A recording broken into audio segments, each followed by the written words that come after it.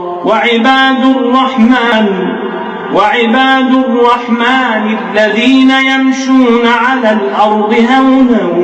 وإذا خاطبهم الجاهلون قالوا سلاما والذين يبيتون لربهم سجدا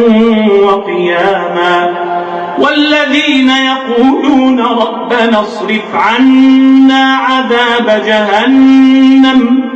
إن عذابها كان غراما إنها ساءت مستقرا ومقاما والذين إذا أنفقوا لم يسرفوا ولم يقتروا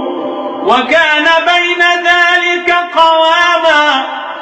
والذين لا يدعون مع الله إلها آخر ولا يقتلون النفس التي حرم الله إلا بالحق ولا يزنون ومن يفعل ذلك يلقى أثاما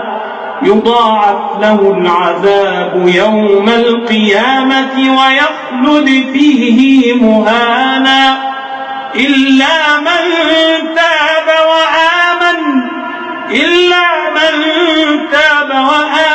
وعمل عملا صالحا فأولئك يبدل الله سيئاتهم حسنات وكان الله غفورا رحيما ومن تاب وعمل صالحا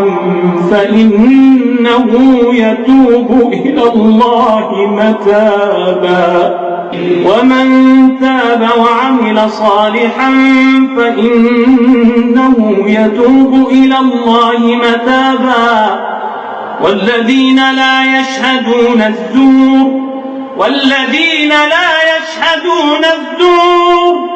والذين لا يشهدون الزور وإذا مروا باللغو مروا كراما والذين إذا ذكروا بآيات ربهم لم يخروا عليها صما وعميانا والذين يقولون ربنا هب لنا من أزواجنا وذرياتنا قرة أعين واجعلنا للمتقين إماما أولئك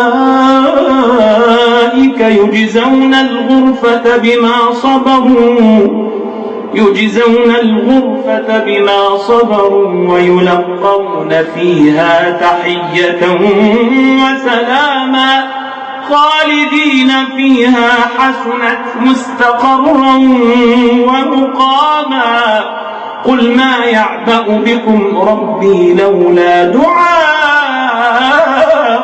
فقد كذبتم فسوف يكون لزاما.